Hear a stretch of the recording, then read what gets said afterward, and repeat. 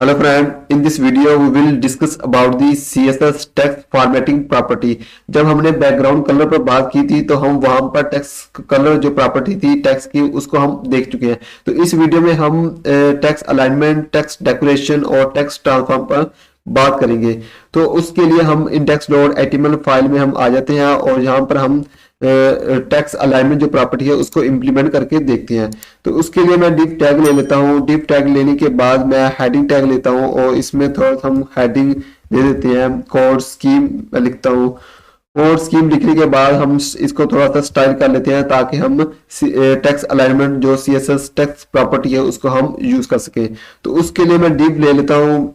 Element selector को मैं ले लिया है मैंने उसको। इसमें हम बॉर्डर दे देते हैं। अब आप अपने बॉर्डर से नहीं घबराना कि बॉर्डर हमारे पास क्या चीज है। आने वाली वीडियो में हम बॉर्डर पर भी बात करेंगे। तो यहाँ पर मैं 1 पिक्सल सॉलिड रेड हम डिव ले लेते हैं और डिव लेने के बाद हम ब्राउजर पर जाते हैं तो देखिए हमारे पास इस तरह का कंटेंट हमें शो हो रहा है। अब जो टेक्स्ट अलाइनमेंट हमारे पास प्रॉपर्टी होती है, अगर हमने टेक्स्ट को लेफ्ट साइड पर रखना है या टेक्स्ट को सेंटर में लेकर आना है या जो हमारे पास कंटेंट है उसको हमने राइट में लेकर आना है, तो उसके लिए हम टेक्स्ट अलाइनमेंट हमारे पास प्रॉपर्टी होती है उसको हम यूज करते हैं। तो देखिए अगर मैं टेक्स्ट अलाइनमेंट जो इसमें डिफॉल्ट प्रॉपर्टी होती है वो टेक्स्ट अलाइनमेंट लेफ्ट होती है, जैसा कि हमें आउटपुट शो स्क्रीन पर नजर आ रही थी। अब टेक्स्ट अलाइनमेंट मैं इसको राइट करता हूं तो आप देखिए हमारे पास जो आउटपुट आती है, देखिए हमारा कंटेंट राइट पर चला गया है। अगर मैं इसी तरह अगर मैं यहाँ पर राइट की बजाय अगर मैं सेंटर करूं तो आप देखिए कि हमारा जो टेक्स्ट कंटेंट है वो हमारा सेंटर में हमारे पास आ चुका है। तो इसमें 4 प्रॉपर्टी होती है। लेफ्ट बाय डिफॉल्ट होती है, राइट होती है और सेंटर भी हमने देख लिया और एक इसमें हमारे पास जस्टिफाइड भी हमारे पास होती है। तो जस्टिफाइड में वो भी आपको बता देता हूँ। अगर मैं यहाँ से थोड़ा सा लोअर कोर्स की थोड़ा सा जनरेट टेक्स्ट और कर लेता हूँ और करने के बाद अब आप देखिए अब आपको जो हमारे पास टेक्स्ट जस्टिफाई है प्रॉपर्टी उसकी जो इंपॉर्टेंस है वो आपको नजर नहीं आ रही होगी। देखिए अब यहाँ पर देखिए हमारे पास देखिए यहाँ पर हमारे पास स्पेसिंग आ रही है।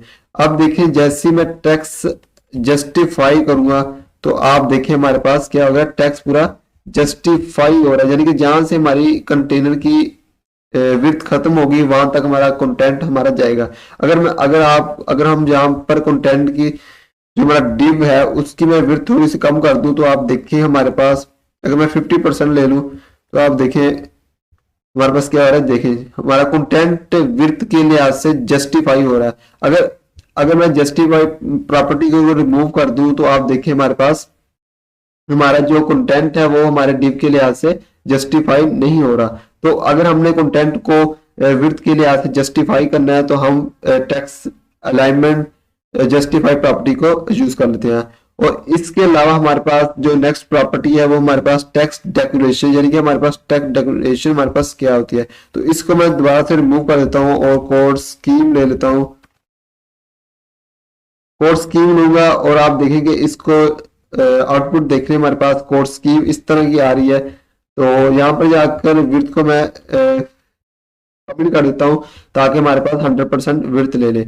अब देखिए मैं टेक्स्ट जो हमारे पास डेकोरेशन होती है इसमें हमारे पास 4 वैल्यू पाई जाती है। Text decoration, underline, overline, none और लाइन थ्रू। तो इसके हमारे पास जो होती है टेक्स्ट डेकोरेशन अंडरलाइन अगर मैं करूं तो आप देखिए हमारे जो कोड स्कीम है उसके नीचे हमारे पास एक बार सी आ चुकी है।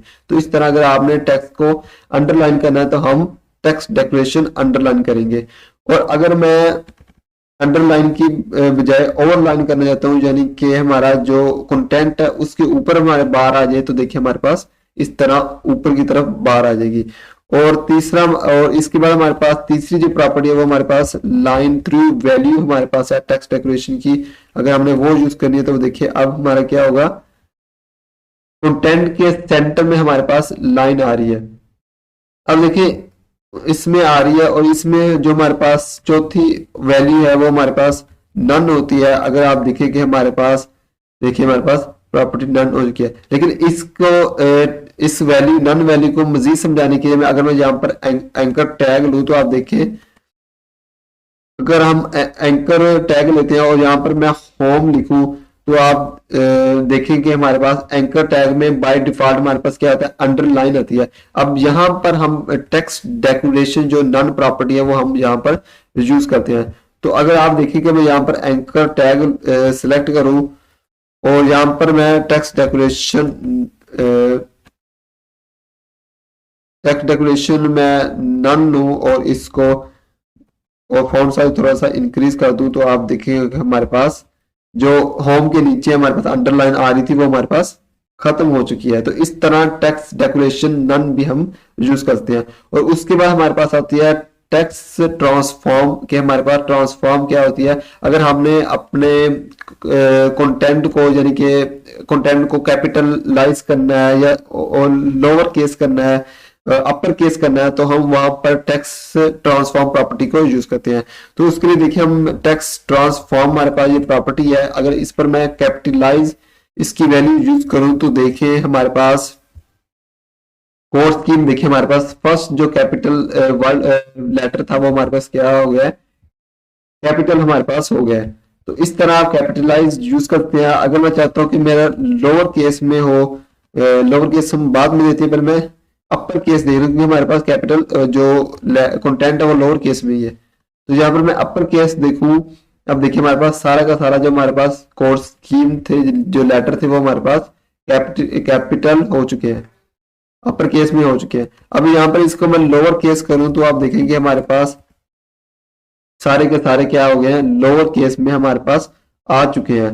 और इसमें हमारे पास तीन ही हमारे पास वैल्यू होती है, अपर केस, लोअर केस और कैपिटलाइज केस। तो इस वीडियो में हमने तीन प्रॉपर्टी पर बात की है, टेक्स्ट अलाइन, टेक्स्ट डेकोरेशन और टेक्स्ट ट्रांसफॉर्म। आने वाली वीडियो में हम नेक्स्ट प्रॉपर्टी, टेक्स्ट फॉर्मेटिंग की नेक्स्ट प्रॉपर्टी पर बात करेंगे। अगर आपको हमारी ये वीडियो अच्छी लगी हो तो लाइक करें, चैनल को लाजमी सब्सक्राइब करें ताकि हमारे पास जो CSS की लेक्चर ट्यूटोरियल का सिलसिला जारी है वो आप तक पहुंच सके और आपको कोई वीडियो मिस ना कर सके।